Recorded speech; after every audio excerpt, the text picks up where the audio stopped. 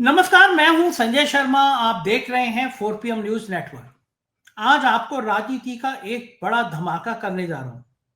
जैसे हमने कई बार खबरों में कहा, किसी अखबार में खबर नहीं है, किसी टीवी चैनल में खबर नहीं है, किसी यूट्यूब पे चैनल पे खबर नहीं है।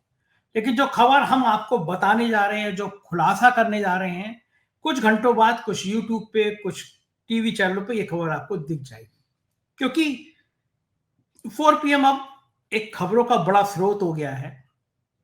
हम जो ब्रेकिंग करते हैं, फिर भाई लोग उसकी कॉपी कर लेते हैं। खबर यह है कि 30 तारीख को सिर्फ मोहन भागवत और नरेंद्र मोदी की मुलाकात नहीं है, एक अहम मुलाकात और होने की चर्चा है। सौदागर पिक्चर देखी थी ना आपने, दिलीप कुमार साहब वाली, राजकुमार वाली। तो पक्के दोस्त होते हैं, फिर दुश्मन हो जाते हैं, और फिर दुश्मनी में भी दोस्ती का भाव रखते हैं।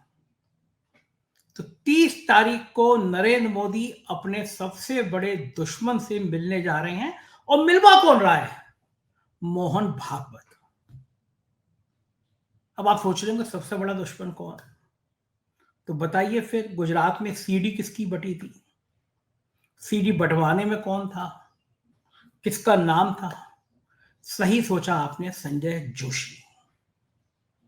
सूत्र बता रहे हैं, वो बता रहे हैं कि 30 तारीख को शायद संजय जोशी भी नागपुर पहुंचेंगे।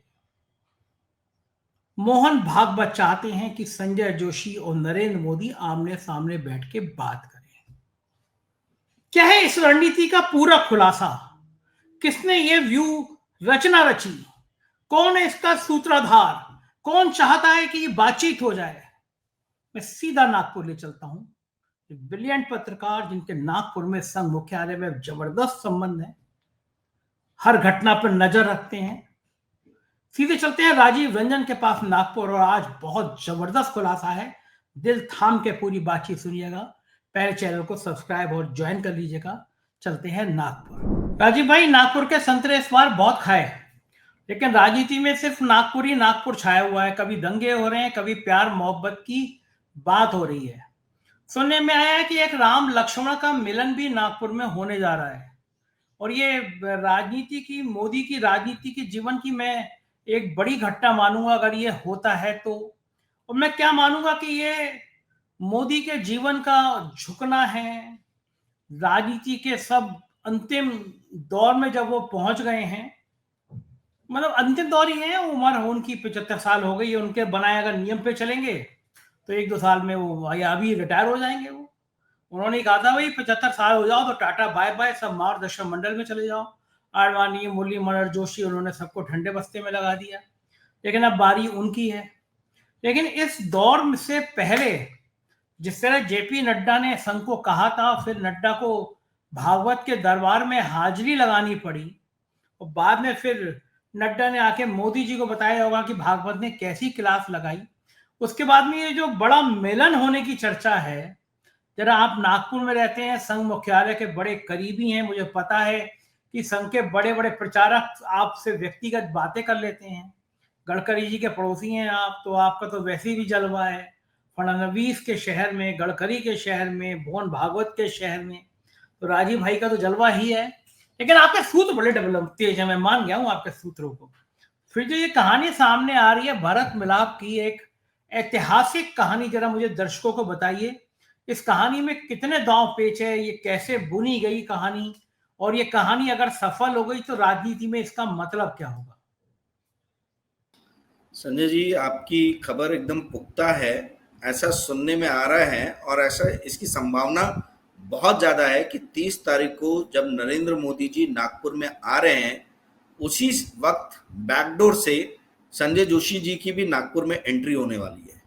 और इन दोनों की मीटिंग जो है वो नागपुर में ऐसा बहुत ही पुख्ता मेरे स्रोतों ने कंफर्म किया, एक ने नहीं दो ने, कि नागपुर के अंदर में संजय जोशी जी और नरेंद्र मोदी जी के बीच में बातचीत जो है वो मोहन भागवत जी कराने वाले हैं। भरत मिलाप होगा। और देखिए, एक बात समझिए संजय जी, 1997-98 के पहले संजय जोशी जी और नरेंद्र मोदी में बहुत ही पक्की दोस्ती थी। बहुत ही गहरी दोस्ती थी, दोनों एक ही थाली से खाना खाते थे। राष्ट्रीय प्रदेश महासचिव हुआ करते थे नरेंद्र मोदी जी, और प्रदेश सचिव हुआ करते थे संजय जोशी जी, गुजरात के। अब बताइए, नागपुर का आदमी वहां गुजरात में सचिव है प्रदेश का, और महासचिव नरेंद्र मोदी जी है। इन दोनों के बीच में बहुत ज्यादा स्ट्रॉन्ग बॉन्डिंग थी, बड़े भाई छोटे भाई की तरह बॉन्डिंग थी। और ये जो बीजेपी को जो सफलता मिली, जो ग्रास रूट से बीजेपी गुजरात में डेवलप हुई, इसमें इन दो व्यक्तियों का बहुत महत्वपूर्ण योगदान है। ऑफ कोर्स केशुभाई पटेल, शंकर सिंह वाघेला और भी लीडर्स रहे हैं, पर संजय जोशी और नरेंद्र मोदी ने भी बहुत अहम भूमिका निभाई। और इन दोनों की जोड़ी जो थी वो बहुत ही मतलब अच्छी जोड़ी उस वक्त भी मानी जाती थी। कुछ मिसकम्युनिकेशन हुआ जब शंकर सिंह वाघेला ने रिवोल्ट किया था।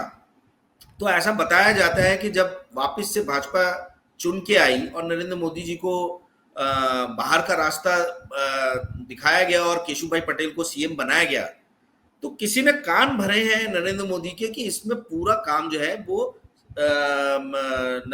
संजय जोशी ने किया है। राष्ट्रीय स्वयंसेवक संघ को संजय जोशी जी ने कुछ इस तरीके की बातें बताई, जो उस टाइम में रज्जू भैया जो अध्यक्ष हुआ, जो सरसंचालक हुआ करते थे, उन्होंने अटल बिहारी वाजपेयी और लाल कृष्ण आडवाणी के सामने बात कही कि भाई केशुभाई पटेल को ही सीएम बनाना है और नरेंद्र मोदी को आप बाहर रखो। तो ये उस टाइम से एक दिमाग में थॉट नरेंद्र मोदी के चला गया कि मेरी जो गुजरात से जो मुझे बाहर का रास्ता दिखाया गया, इस पर संजय जोशी का बहुत बड़ा योगदान है। मोटा मोटी जो मुझे लोग जो है, जो मेरे स्रोत हैं, जो इन दोनों के करीब है, उन लोगों ने जो बताया है, उससे यही बात समझ में आई कि कुछ काफी भारी मिसकम्युनिकेशन उस वक्त में हुआ था, जिसका बहुत ही भारी खामियाजा संजय जोशी पिछले, आप समझ लीजिए 2005 के बाद से, मतलब 2005-6 के बाद से वो निभाई रहे हैं। 18 साल हो गए। तो संघ के अंदर में एक बात चली, और संजय जोशी जी के बहुत सारे चाहने वाले लोग हैं, उन्होंने कहा कि भाई भगवान राम का भी अज्ञातवास जो था, वनवास जो था, वो 14 साल में खत्म हो गया था। महाभारत में भी आप देखें तो वनवास जो था इन लोगों का, ये 18-19 वर्ष नहीं चला है जितना संजय जोशी का लंबा चला है। तो अब संजय जोशी का कब खत्म होगा? तो मोहन जी भागवत ने बहुत ही करीबी लोग जो थे संजय जोशी के, उनको कहा था कि वक्त आने दो, मैं सही वक्त पे सही समय लूंगा, मेरे ऊपर आप भरोसा रखें। ऐसा मुझे लग रहा है कि अब वो सही वक्त आ गया है। मोहन भागवत जी भी 75 साल के हो रहे हैं। मुझे ऐसा लग रहा है कि वो चाहते हैं कि उम्र के इस दहलीज पे कोई भी ऐसा अधूरा काम छोड़ के ना जाए जो उनको बाद में उनके मन में कहीं किसी तरीके का कष्ट पहुंचाए। और देखिए, नरेंद्र मोदी के झुकने की बात नहीं है, क्योंकि नरेंद्र मोदी को राजनीति में जो कुछ भी अचीव करना था, जो भी पाना था, वो नरेंद्र मोदी ने पा लिया। अब प्रधानमंत्री से बड़ी पोस्ट तो और कुछ हो नहीं सकती है। 2001 से लेके 2025 तक राजयोग में वो जी रहे हैं। 25 साल का राजयोग रहा है। आप बताइए कितने भारत में नेता हैं जो 25 साल के राजयोग में जिए हैं, मुख्यमंत्री प्रधानमंत्री बन के रहे हैं। और आप ये देखिए, लोग 1 साल के लिए भी प्रधानमंत्री बनने के लिए तरसते हैं। ये व्यक्ति 11 साल से प्रधानमंत्री है। तो अब क्या जीवन में इनके ऐसा रह गया है कि वो करके वो अपने कद को छोटा करें? तो हो सकता है नरेंद्र मोदी ने भी बहुत सोचा होगा, गहन मंथन किया होगा। और देखिए, एक तरीके से संजय जी, क्षमा जो है वो जीवन का एक बहुत बड़ा, लाइफ का एक बहुत बड़ा जो है ना, नेचर का एक पार्ट रहता है। तो शायद हो सकता है कि नरेंद्र मोदी को ऐसा लगा हो कि भाई इतनी बड़ी क्या इन्होंने गलती की कि मैं इनको क्षमा ही नहीं कर सकता। और संजय जोशी जी की तरफ से होगा कि भाई मेरे से गलती क्या हुई, पहले मुझे तो वो बताया जाए। ये मिसकम्युनिकेशन था, किसने आपके कान भरे में पता नहीं, आप कभी बैठ के मेरे साथ आपने बात भी नहीं की। उसके बाद से इन दोनों के बीच में कोई चर्चाएं भी नहीं हुई है। 2012 में जब नितिन गडकरी जी इनको कार्यकारिणी में, राष्ट्रीय कार्यकारिणी में लेके आना चाह रहे थे, तब नरेंद्र मोदी ने बोला था कि मैं मीटिंग में तब तक नहीं जाऊंगा जब तक संजय जोशी उस मीटिंग से नहीं हटेंगे। तो आप समझिए, यानी पर अब बहुत साल हो गए हैं, अब ये भी अपने अंतिम पड़ाव पे है नरेंद्र मोदी जी अपने पॉलिटिकल करियर के। मोहन भागवत जी के पास में भी जो है, वो भी मुझे लग रहा है कि उनको भी लग रहा होगा कि भाई और एक दो तीन चार, यानी सरसंघ चालक के लिए तो ऐसी कोई उम्र की दहलीज नहीं है, पर उनको भी लग रहा होगा कि अब कितने साल मैं ये करूंगा।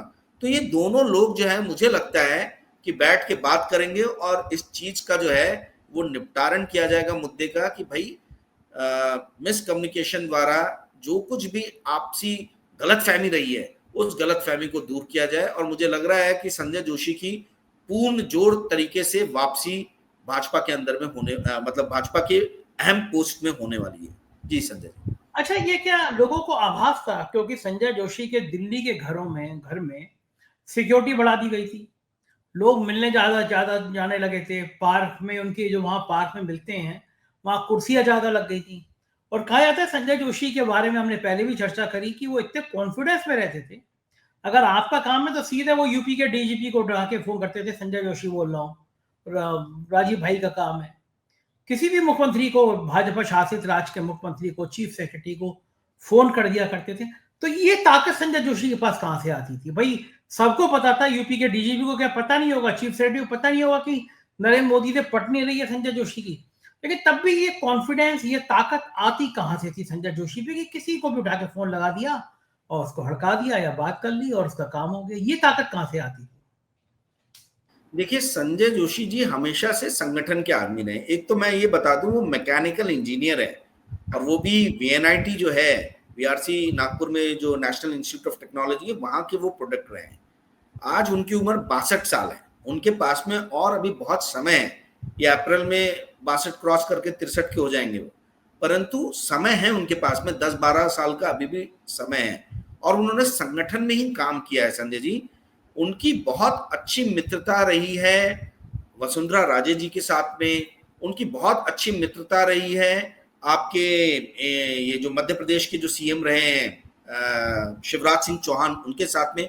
एक बात मैं आपको बताता हूं, 2001 से लेकर 2005 के बीच में जब ये राष्ट्रीय महासचिव संगठन थे संजय जोशी, उस टाइम में सबसे ज्यादा स्टेट्स में बीजेपी ने विनिंग जो स्ट्रीक जो रहता है, वो विनिंग स्ट्रीक जो है वो किया था। पहली बार बिहार में लालू का शासन खत्म हुआ था और भाजपा और नीतीश की गवर्नमेंट आई थी।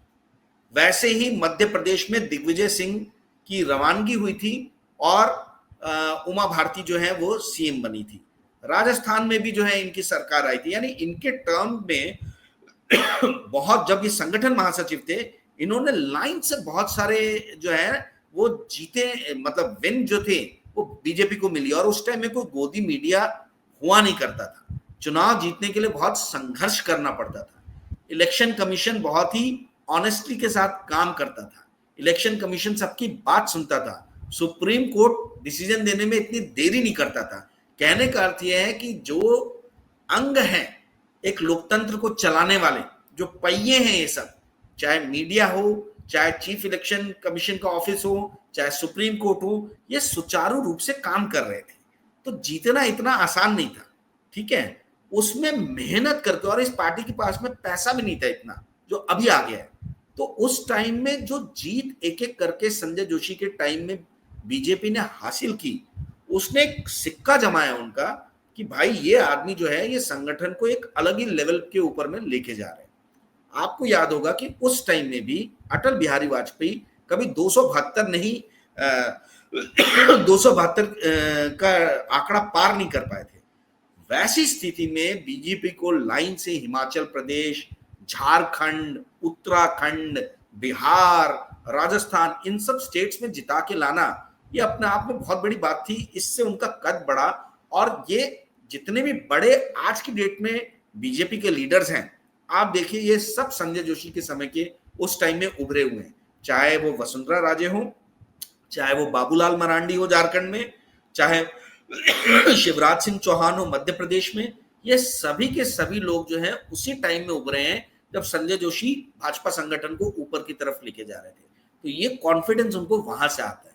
ये आज भी उन सारे लीडर्स के साथ में जुड़े हुए हैं जिनको मोदी और शाह के समय में हाशिए पे धकेल दिया गया है, परंतु वो लोग अपने स्टेट के अंदर में तो अहम कंट्रोल आज की डेट में भी रखते ही हैं। और कुछ जो योगी जैसे लोग हैं, जो कहा जाता है कि भाई संजय जोशी के बहुत समय से बहुत क्लोज रहे हैं, तो वो लोग क्यों नहीं काम करेंगे? मतलब फोन आने पे वो थोड़ा ना अमित शाह को पूछेंगे कि भाई संजय जोशी का फोन आया, मैं करूं कि नहीं करूं।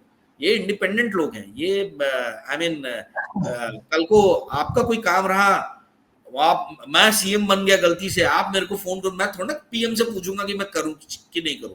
तो ये वही वाली बात है, जो लोग इनके साथ में ग्रुप में थे वो सारे लोग जो है आज की डेट में बहुत स्ट्रांग पोजीशन में बैठे हैं, और इन सभी लोगों का संजय जोशी को बहुत स्ट्रांग समर्थन है। जी संजय जी। अच्छा राजीव भाई बताइए मुझे कि अगर लोकसभा चुनाव से पहले मोहन भागवत कहते कि भाई मोदी जी मेरी बात मान लो, मैं आपसे रिक्वेस्ट कर रहा हूं, संजय जोशी से बात कर लो, थोड़ी एक कप चाय पी लो, बातचीत कर लो, थोड़े प्यार की हरी मुस्कुराहट कर दो, तो क्या मोदी मान जाते? नहीं, कैसे मानते? उनके इर्द गिर्द जो है वो सुधीर चौधरी और रजत शर्मा टाइप लोग थे कि अलेक्सा है साजन आए गाना चलाओ, तो बोले नहीं आएंगे तो मोदी जी। अब इस टाइप की बात करने वाले लोग आपके आजू बाजू हर वक्त रहेंगे। हैं, आपने सुधीर चौधरी का इंटरव्यू देखा ही होगा, रजत शर्मा का देखा ही होगा। इन लोगों ने इतने कान भर भर के इनको कॉन्फिडेंस में ला दिया कि नरेंद्र मोदी को लगा कि भाई मैं, मतलब जो भी हूं मैं ही हूं। और इस चुनाव ने उनके इस अहंकार को जो है पूरी तरीके से मतलब निस्त नाबूद कर दिया।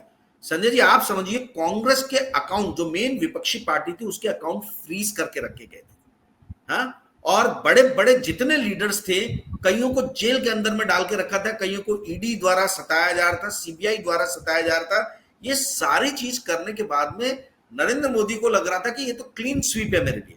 भाई मेरे साथ लड़ने वाला जो है, सामने वाले बॉक्सर के मैंने दोनों हाथ ही बांध दिए, अब वो मार ही नहीं सकता, मैं ही पंच मारूंगा उसको। तो वो कॉन्फिडेंस इनके अंदर में था कि जीतना तो तय है। आपको क्या लगता है कि मोहन भागवत जी ने बोला नहीं होगा? मोहन जी भागवत ने जरूर पहल की होगी, इलेक्शन के पहले नहीं की होगी, उससे 2 साल 1 साल 3 साल पहले जरूर कहा होगा कि भाई आपस में बैठ के सुलह कर लो, एक बार बात सुन लेना, आपस में बातचीत कर लेना, इसमें कोई खराबी नहीं है। आप जब तानाशाह लोगों से बात कर सकते हो, आप पुतिन टाइप के लोगों से बात कर सकते हो, तो ये तो संजय जोशी अपने घर का बंदा है ना, यहाँ मतलब इसमें क्या दिक्कत है? तो ये उस टाइम में नरेंद्र मोदी में चल रहे थे, और उनको अहम में घमंड में डालने का सबसे बड़ा काम जो है ये मीडिया की लोगों ने किया। गोदी मीडिया जो है, जिनको नरेंद्र मोदी ने कंटिन्यूसली फीड किया, ये गोदी मीडिया ने इनको एक गलत भ्रम में, माया जाल में फंसा के रखा कि साहब इस बार तो आप 350 क्रॉस कर जाओगे, 300 तो आराम से क्रॉस कर जाओगे। और इस घमंड और इस माया जाल में फंसे रहने के कारण ही जो है नरेंद्र मोदी समझे नहीं इस चीज को। और जब उनको 240 का झटका लगा, तो 240 वोल्ट का झटका इतना स्ट्रांग था कि उस दिन के बाद से लेके आज तक देख लीजिए, गवर्नमेंट के अंदर में कंप्लीटली पॉलिसी पैरालिसिस है। ट्रम्प से मिलने के लिए एकदम तड़प रहे थे, चले गए। तो ये जितनी भी आज की डेट में काम कर रहे हैं, ये काम क्या पहले के 10 साल में हमने देखे थे?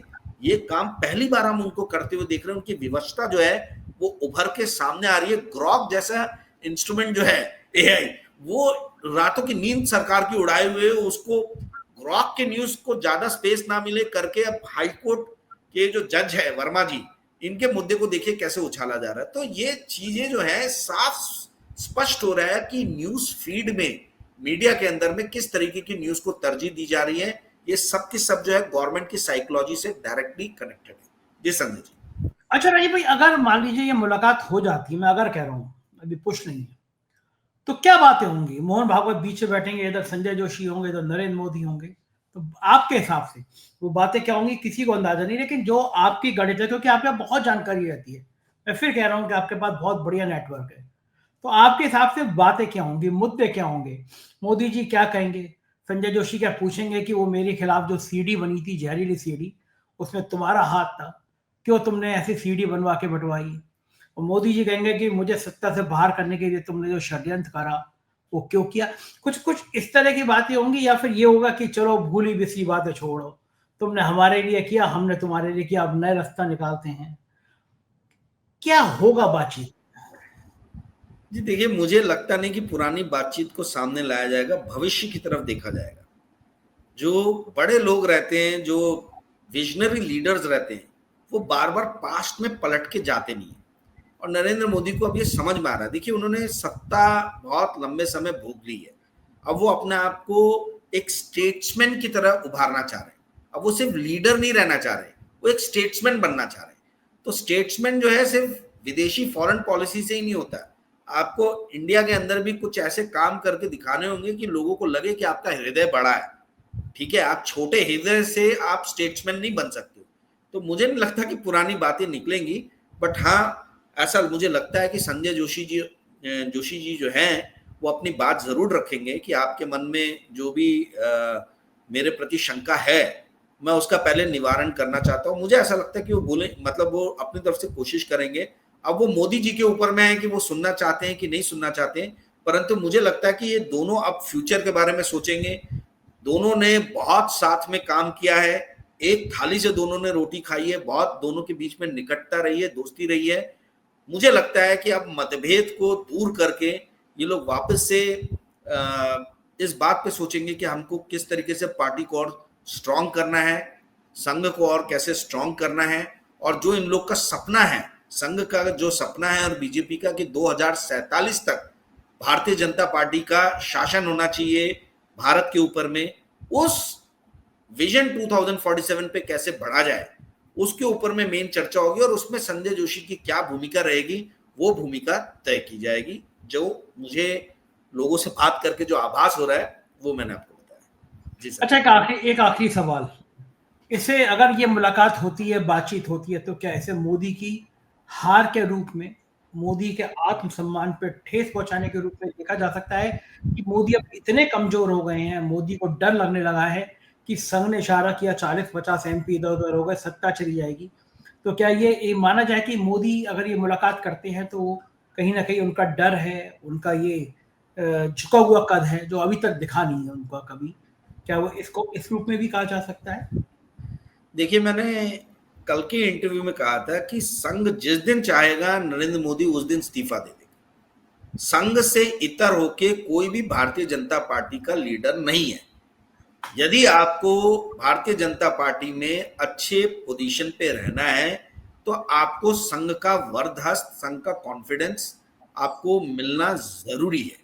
पहली चीज ये हुई। दूसरी चीज हुई कि मुझे नहीं लगता कि मोदी जी का कद छोटा होगा। मैंने जैसे बताया है कि ये लगेगा कि इनका हृदय छोटा नहीं है, ये संकुचित मानसिकता वाले व्यक्ति नहीं है, इनका वृहद मानसिकता है, दिल बड़ा है।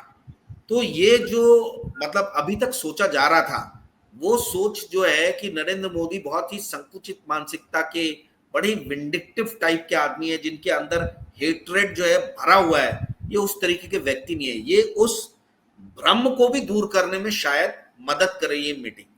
और देखिए, मैंने आपको बताया कि नरेंद्र मोदी सरकार गिर जाने का डर जो है ये तो हमेशा बना रहता है। ये बाहर से नायडू, नीतीश कुमार और अंदर से संघ, ये मालूम है मोदी जी को।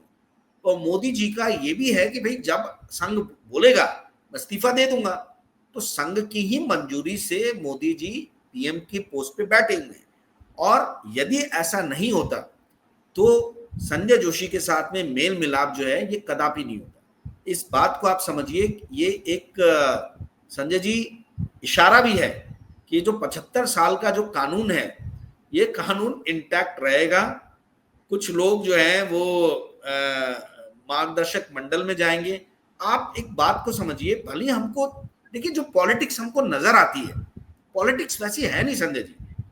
आज बताइए, जब राजीव गांधी पीएम हुआ करते थे, बाला साहब देवरस जो थे वो निर्बाध रूप से कभी भी मिल सकते थे राजीव गांधी जी से।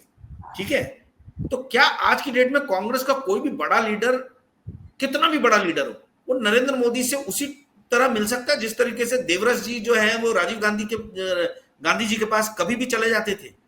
तो संघ ने दोनों तरफ से बना के रखा हुआ है। और यही भाजपा के लोग बोलते हैं कि जब कांग्रेस की गवर्नमेंट आती है तब ये लोग भूल जाते हैं कि संघ की फंडिंग कहां से हो रही है, तब ये सिर्फ वैचारिक सांस्कृतिक संगठन की बात करने लगते हैं। और जब हम बैठ जाते हैं शासन में तो ये बोलते हैं कि भाई आप इनकी फंडिंग की जांच क्यों नहीं करा रहे हो। इतने साल तक कांग्रेस सत्ता में रही, गुरुजी गोवलकर से लेके देवरस साहब तक, सबको, रज्जू भैया तक, सबको आपने देखा कि भाई कांग्रेस के साथ में किसी का भी कोई ऐसा मन मुटाव नहीं रहा कि कोई इन्वेस्टिगेशन बैठा दी जाए। तो ये इन्वेस्टिगेशन की बातें जब भाजपा का पीएम बनता तभी क्यों होती है? तो ये तो बात एकदम जायज है। तो कहने का अर्थ ये है कि मुझे लगता नहीं है कि किसी भी तरीके से मीटिंग जो है ये संजय जोशी जी की और नरेंद्र मोदी जी की जो संभावना बहुत ज्यादा बन रही है, होने वाली है 30 तारीख को, उससे किसी का भी कद छोटा होगा। ना नरेंद्र मोदी का होगा, ना मोहन भागवत का होगा, ना संजय जोशी जी का होगा, क्योंकि पॉलिटिक्स जो हमको आंखों से दिखती है ये एकदम उससे इतर होके चलती है। जी संजय, बहुत बहुत शुक्रिया राजीव भाई, आपने अंदर की इतनी सारी बातें बता दी, मजा आ गया, थैंक यू। ये थे राजीव रंजन जी, और आप इन्होंने जो धमाके किए, एक के बाद एक धमाका, आप समझ गए होंगे राजनीति की कितनी बड़ी खबरें हैं उनके पास 4 PM के पास। तो बस प्यार भरा कमेंट करिए कि बातचीत कैसी लगी। शुक्रिया, थैंक यू।